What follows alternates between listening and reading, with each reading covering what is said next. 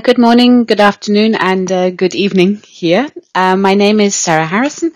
I work for the International Federation of Red Cross Red Crescent Societies, and in that function, I'm also the co-chair of the Interagency Standing Committee Reference Group on Mental Health and Psychosocial Support.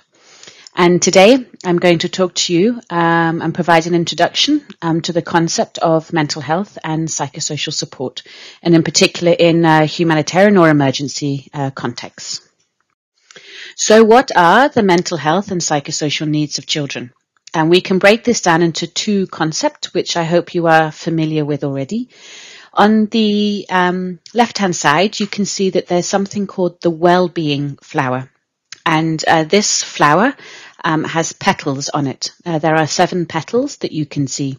And these petals represent a particular domain or area of well-being. And you can see that there are biological areas which relate to physical health. So if you are physically healthy in your body, you also have material domain aspects of well-being, which are in relation to your basic needs, your shelter, access to food, water, sanitation facilities, clothing, non-food items as well. You also have social aspects of well-being, which is the ability to have friends, to form relationships with your peers, family members as well, and your broader community.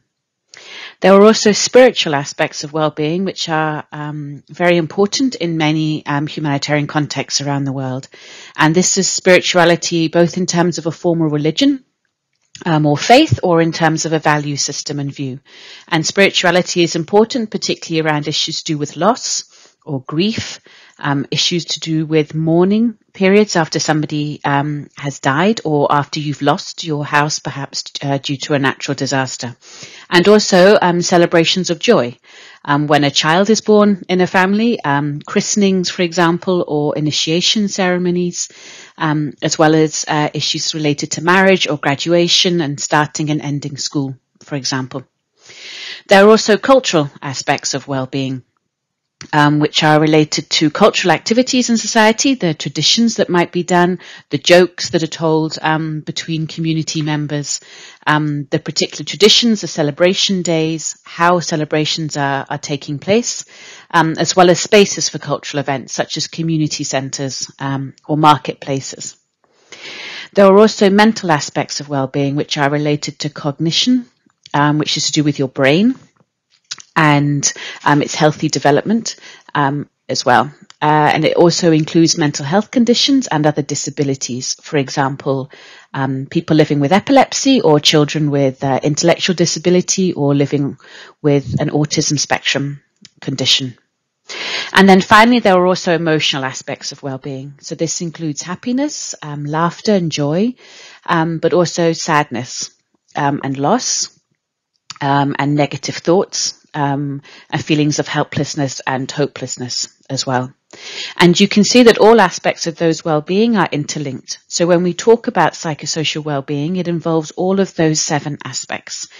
And it's a construct that very much depends upon the culture and the context in which the emergency has happened to a community, and the expression of well-being and what are important aspects of well-being are culturally defined by the community, and in some cases by the families within communities as well. And you can see that there is a circle on the outside in relation to safety, participation and development. And these are 3 prerequisites. So 3 areas that must be in place to enable well-being to flourish. Everybody has a sense of well-being. You can either have a negative sense of well-being in relation to sadness or loss or physical ill health. And you can also have a positive sense of well-being as well. So well-being is a construct that fluctuates, and it can fluctuate across a day and also across a period of time. Usually people that have survived an emergency or are living through an emergency context or a situation of adversity, it tends to negatively impact upon their well-being. So they end up with a more negative aspect towards their psychosocial well-being, which many agencies try to measure. This well-being flower is an adaptation from a paper written by Williamson, John and Robinson that was published in 2006. On the right-hand side, this is a graphic which I hope some of you are familiar with, as it's taken from the UNICEF Community-Based Mental Health and Psychosocial Support for Children and Families in Humanitarian Settings. This operational guidance came out in 2018, and you can see that it's called the socio-ecological model. And in the centre of that model, you can see there is the child. And then there are three aspects around the child that actually relate quite closely to the well-being flower on the left-hand side. There is a cognitive development, there is the physical development of the child, and there is the social, spiritual, and emotional development of the child. And all of those aspects are important for a child to have a positive sense of well-being and for them to develop and have a healthy developmental pathway and a healthy childhood as well. Around that child in the green circle, you can see that there are family or caregivers. And it is imperative that children have a stable caregiver, whether that's their biological parent or not, who is there to accompany them throughout their childhood and to be able to guide and ensure that they have a healthy development and also to provide protection for them as well as their basic needs. The primary source of love and attention and caregiving comes from the family, whether that's within an emergency context or outside of an emergency context, and particularly for young children, meaning infants, so children preschool age, so usually between the years of 0 to 3 or 0 to 4 years, the family is their primary lens. It's the glasses that they wear to be able to see and access the outside world. The yellow circle represents the community. And in many humanitarian contexts, the community is a fundamental support system for a child. And you've probably heard the saying that it can take a village to raise and support a child healthily. So the community also includes community centres for the child, for example, youth clubs or after-school clubs or safe spaces or child activity spaces that you might find in camp context. It also includes non-formal education spaces as well as formal schooling, which is fundamentally important for a child's educational and cognitive development. The community aspect is often fragmented in humanitarian settings, particularly in conflict settings where we tend to see communities pulling themselves apart. And community also includes access to resources within the community for parents and caregivers in relation to the child. So, for example, it can include mother and baby groups, particularly for young mothers or new mothers who are breastfeeding, for example, and need encouragement to continue lactating to support their child. And it also includes parent-teacher associations as well around a school. Or parental or caregiver engagement around an activity space or a youth club. Similarly, it could be sports activities like a football club or a basketball club. And then the final circle is culture and society. And this is usually the broader interpretation and viewpoint of children within that particular context and society. So how childhood is viewed, how children is viewed is very context dependent. And it's often enshrined in the laws of the country. So the legal age of a child, for example, what age a person can get married, what age a person can drive a car, what age do they become legally responsible. And it also includes government policies towards children. So, for example, social security benefits, the rules around placing a child with a foster family or an alternative care arrangements. And it also includes infrastructure. So making cities child-friendly. So, for example, having areas where a child can walk and can play safely away from traffic, having designated play areas, climbing frames, for example, or play parks for children as well as the government investment in its formal education and social welfare systems as well. And then you can see that there are two circles around on the left and on the right. of these concentric socio-ecological model, and this is in relation to risk factors and protective factors.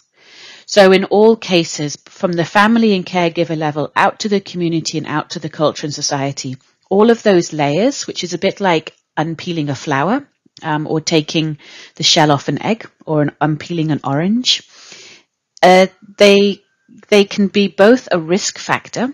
So a family can be the primary source of abuse, or can be neglecting a child, or can be discriminating against a child.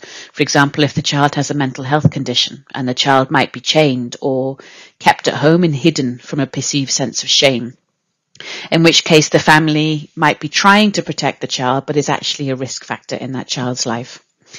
And similarly, the same for a community. You can get community stigmatization towards a child, or ostracization towards a child. For example, children that might have formerly been associated with armed groups. The family and the community may not accept that child coming back for a number of years. And similarly, those three layers can also be strong protective factors as well. And the idea is to make those layers as protective as possible for a child right the way through childhood. So from when the child is first born right the way through up until they're 18 and entering into adulthood, and to minimize the risk factors around the child, whether that's at the family level, the community level, or the culture and society and environment around the child. And it's to create equality and access to services and the support that the child needs to develop and healthily, and to have a healthy childhood. So I've talked a little bit about the term MHPSS, or mental health and psychosocial support, but what does it actually mean? So the definition that's written in the IASC Mental Health and Psychosocial Support in Emergencies Guidelines is twofold. Firstly, it's about protecting and promoting psychosocial well-being, or it's about preventing and treating mental health conditions. It is a composite term that should not be separated. So you can see that on the bottom there is an arrow indicating a spectrum. And on the left-hand side of the spectrum, we have what's called positive psychosocial well-being. And that relates very much to the previous slide where I showed you the well-being flower and the socio-ecological model. And everybody has well-being at all stages in their life, whether it's a positive sense or a negative sense of well-being. So positive psychosocial well-being is at one end of the spectrum. As situations of adversity happen, or as emergencies erupt in a particular country, for example, a natural disaster, civil unrest, it can be a technological disaster as well, such as a chemical spill, and it can also be a full-blown conflict as well.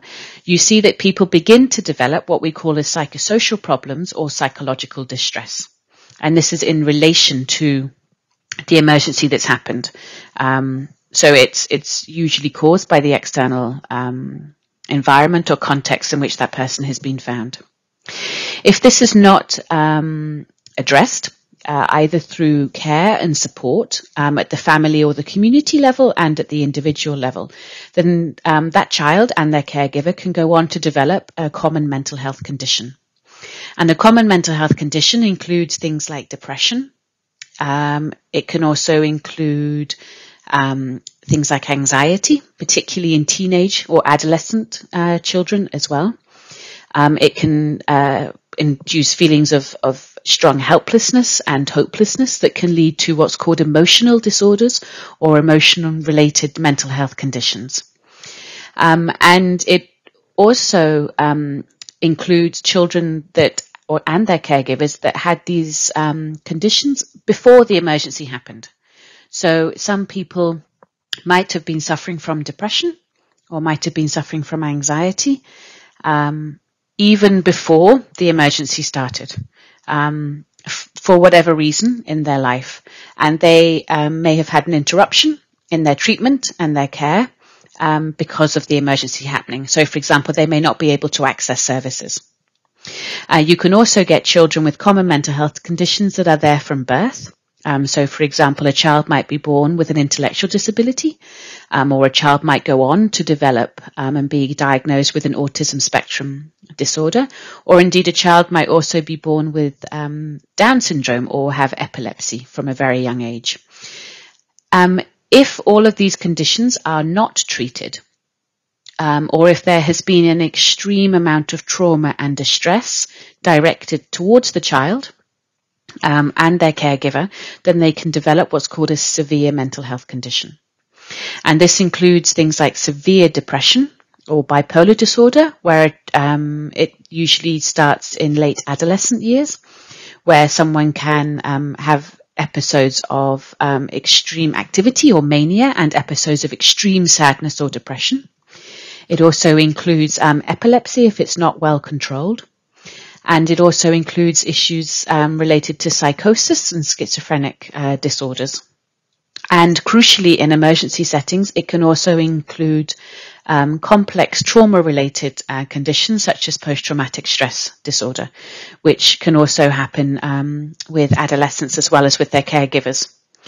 And the severe mental health conditions, again, are something that can appear from birth, but they can also be induced or caused by a particular emergency or a situation of adversity, particularly if a child has suffered from extreme neglect or abuse, whether that's sexual abuse, for example, or physical abuse, but it can also be caused, for example, by children that might be addicted to substances such as drugs or such as alcohol as well.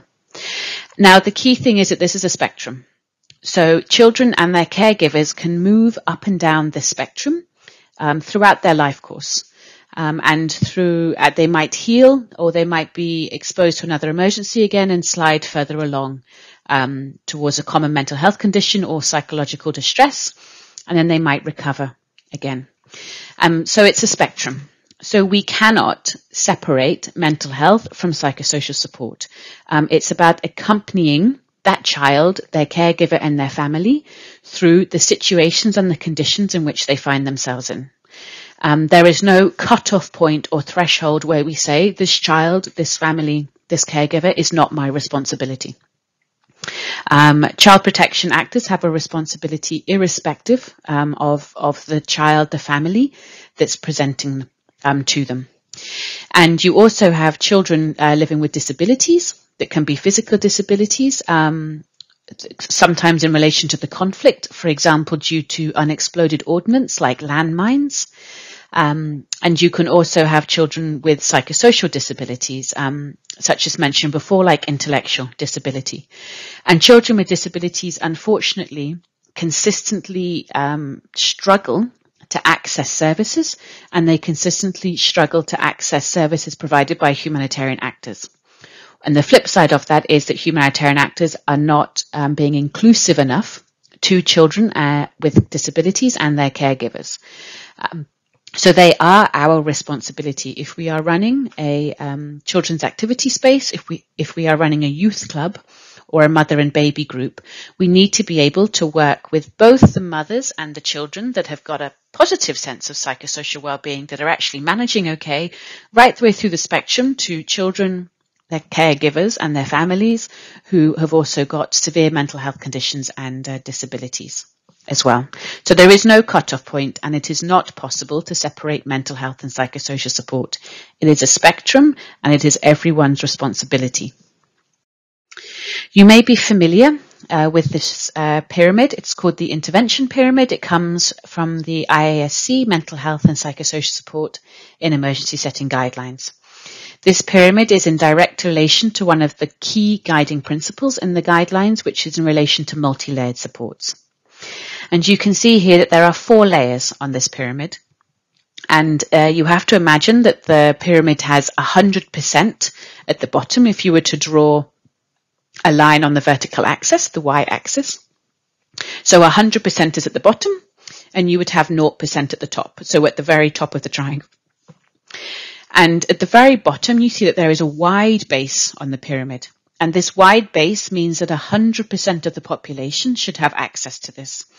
And this is the social considerations and basic services and security.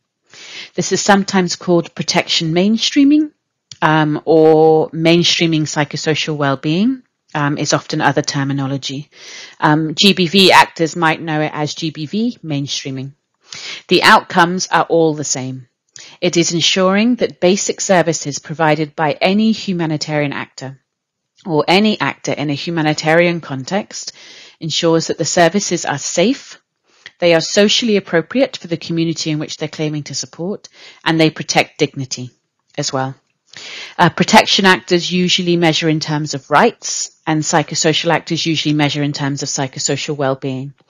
But the approach is exactly the same.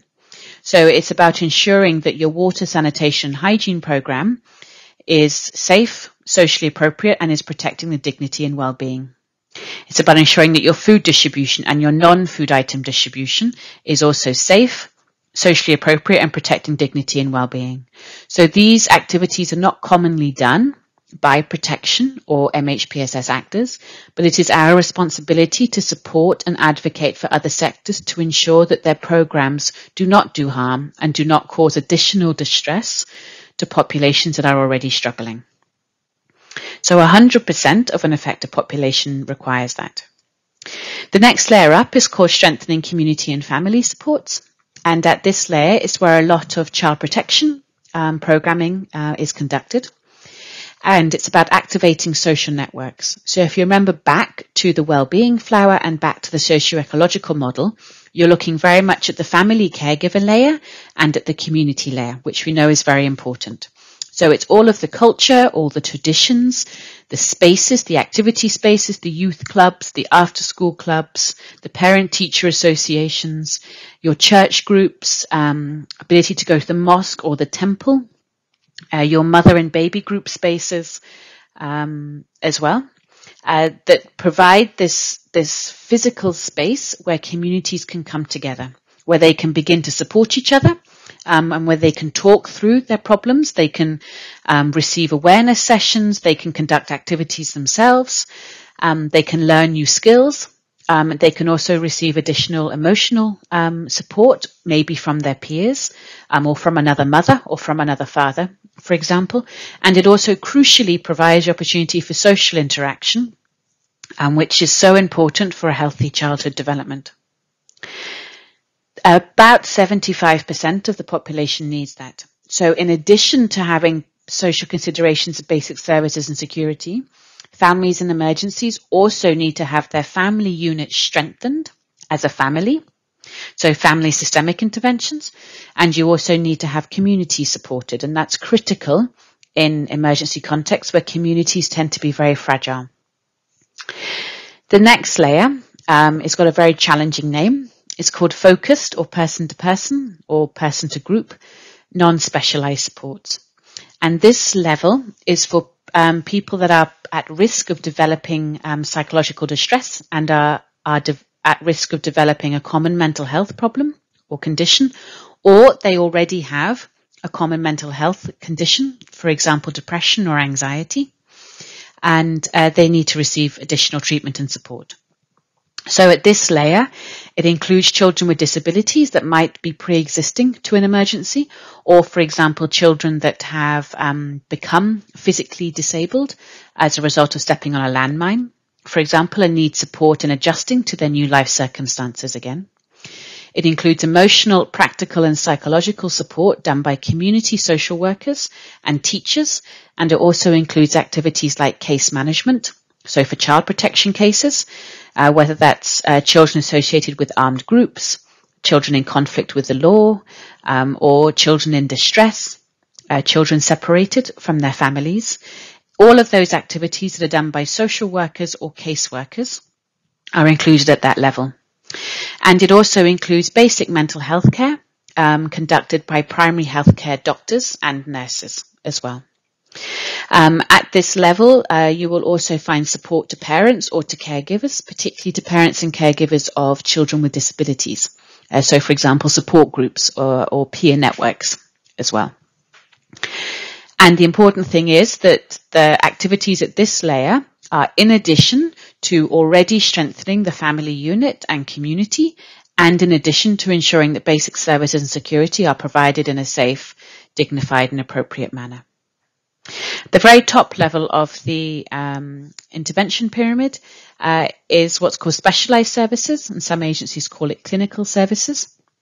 And this is mental health care, clinical care by mental health specialists.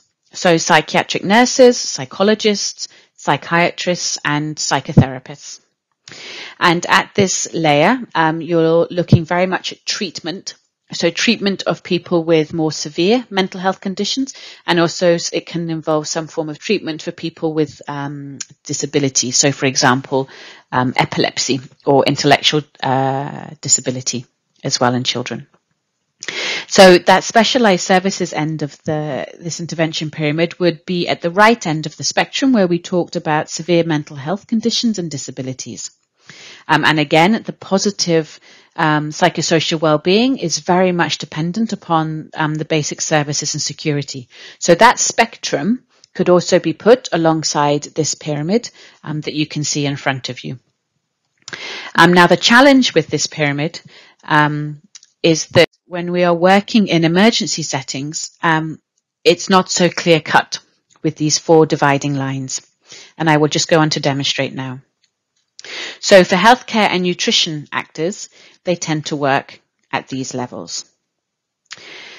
This can be, for example, children with severe acute malnutrition who are in a therapeutic feeding centre, for example, in drought-based emergencies or in malnutrition-based emergencies, or in emergencies where the conflict has impeded or prevented access to food or to crops.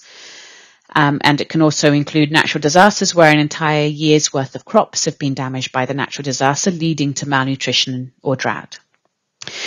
The mine action and community-based protection actors work at these layers. Child protection actors work at these layers. And GBV actors work at these layers.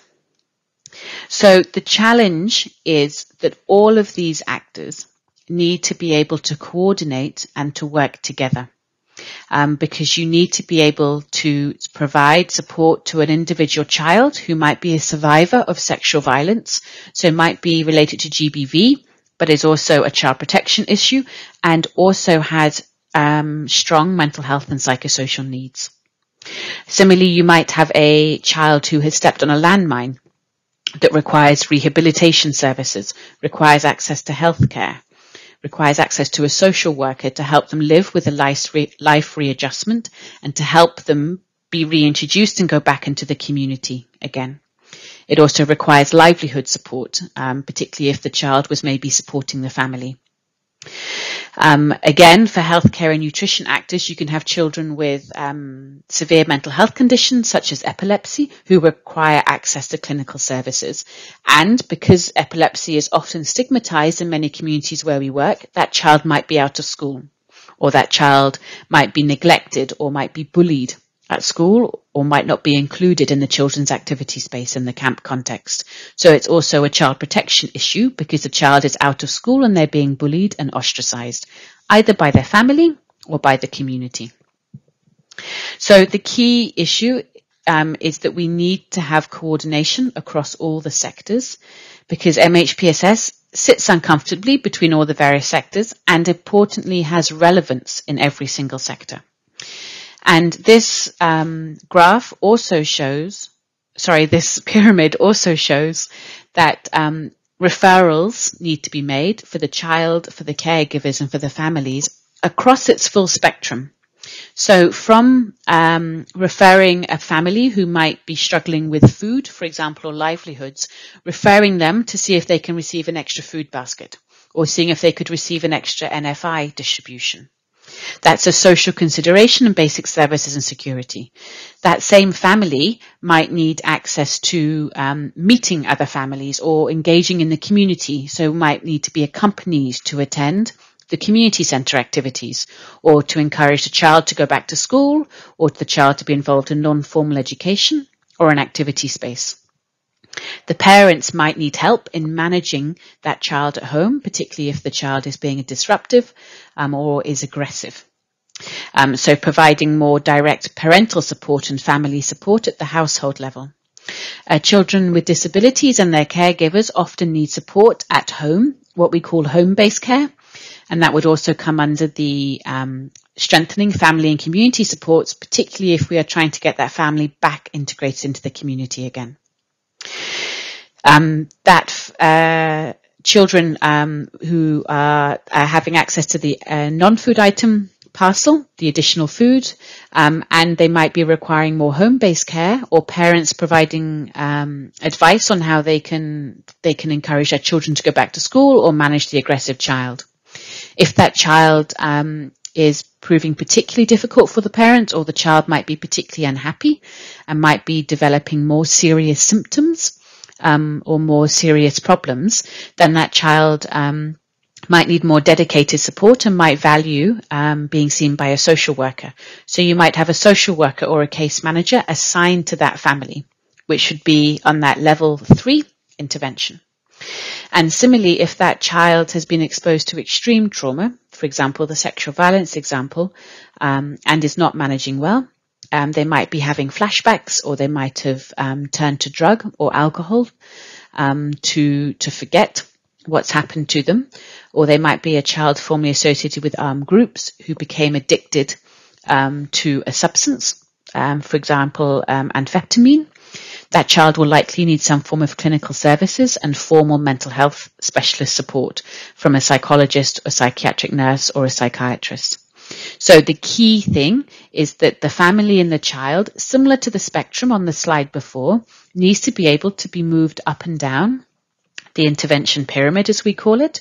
And so this requires referrals and an understanding of what services are available in that particular community. If you remember the community, and then the next layer, the society layer on the socio-ecological model.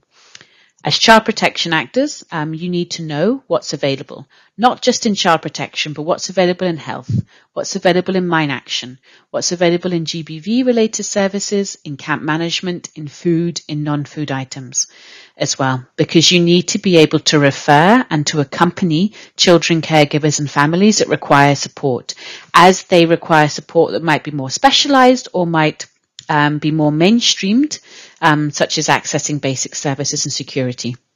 So remember the spectrum: positive psychosocial well-being, psychosocial problems or psychological distress, common mental health conditions, and severe mental health conditions and disabilities. And your ability to refer and support and accompany a child, a caregiver and a family along that spectrum, and also in relation to this pyramid as well. Now, what are the skills and qualities of frontline community-based mental health and psychosocial workers? The key thing is they usually have some form of formal educational or professional qualifications. For example, they can be teachers. They can also be social workers. For example, they might have a bachelor's or a master's degree in social work, and then gone on to specialize in social work in the justice system, or social work with children, or social work with survivors of sexual violence, or social work with people living with mental health conditions as well. So there's different specialisms within social work. So a professional qualification and an professional educational qualification is very important for this work. And preferably that education should be related to children. And that is because it is very important that child protection and community-based MHPSS workers have a thorough understanding of childhood development. What is healthy childhood development? What happens to a child's brain as they develop? What needs to happen to the context and the environment to stimulate healthy brain development? And this is important because you need to know when that development is not happening normally, and what additional supports might be required to support that child, the caregiver or the family. And also what a child in distress looks like, or a child that might have been exposed to extreme distress or trauma in an emergency. What does it look like? How does it affect their development, their healthy development of their brain, and also development socially as well as emotionally. So there are various professions which play a role and can be called frontline community-based mental health and psychosocial workers. All of these professions are important. So you have social workers, you have teachers, you have psychologists in some context, you have activity facilitators, you have youth group leaders, you have healthcare workers that includes your nurses, your doctors, your psychiatric nurses that might have a specialism in working with children, your psychiatrists. Again, you have psychiatrists that are child and adolescent psychiatrists that have a specialism in working with people aged under 18 years. Also, nutritionists are key, and particularly in emergency contexts, because often nutritionists and nurses are the ones that have most interaction with infant children in addition to their parents. So children in nutritional feeding centres, children suffering from acute malnutrition. And also faith leaders play a very important role, and or community leaders in community-based mental health and psychosocial work, because they are important in terms of initiation ceremonies, in the cultural ceremonies, if you remember back to the well-being flower. So, for example, celebrations, marriages, funerals, unhappy times, but also being able to accompany and to guide a community through a particular difficult period like a conflict or civil unrest. And faith and community leaders are often mentors for many youth and adolescents, in addition to teachers as well. So they play an important role as a frontline community-based MHPSS worker. And this is my final slide, and I just want to give you small snippets, some small drops of resources and where you can learn more and you can find out more information. So on the bubble on the bottom left, I've given 3 websites where you can find more resources. The first one is mhpss.net. It's a huge interactive network and platform with over 3,500 members that's very community driven and is available in English, French, Arabic, and Spanish, and also has many resources in multiple languages, for example, in Urdu, in Tamil, in Sinhala, in Kiswahili, as well as in Portuguese and Italian, for example, in Dari and Farsi. The second one is in relation to the Interagency Standing Committee, Mental Health and Psychosocial Support Group's webpage within the Secretariat, and also the Child Protection AOR website, which many of you are already familiar with. You can see that the publications on the top are in relation to the original guidelines, 2007. They were released. They're available in multiple languages. And we also have an assessment guide or a rapid assessment guide that includes 3 tools, which includes key informant interviews with community leaders and faith leaders and teachers, for example, how to sensitively interview people living with a mental health condition in a community, and also questions for a focus group discussion that you might wish to do with children of different ages, including focus group discussions with parents and caregivers as well. Continuing on that top row, you also have a very famous book now that's called My Hero Is You, that was released this year in March. It's particularly in relation to the COVID-19 pandemic, and it's particularly for children themselves and for families to read at home in their shelter. It's available in over 127 different languages. It's also been adapted into puppet shows, radio dramas, radio plays, in audiobooks in multiple languages. There's also an animation version, and it's available in Braille and in sign language, in multiple different sign languages as well. You will most likely be familiar with the UNICEF guidance on community-based mental health and psychosocial support in humanitarian settings. That came out in 2018, and it's where the socio-ecological model comes from. We also have a referral form and a guidance note that tells you how to do the service mapping, and an example or a template referral form for how you can refer an individual child, a family, or caregivers for additional services at whatever layer of the intervention pyramid they require those services. And it also tells you how to develop a referral network amongst agencies at country level to facilitate these referrals. The last 2 documents, the one on the Common Monitoring and Evaluation Framework, we are currently updating. We hope to have an updated version coming out in the end of this year.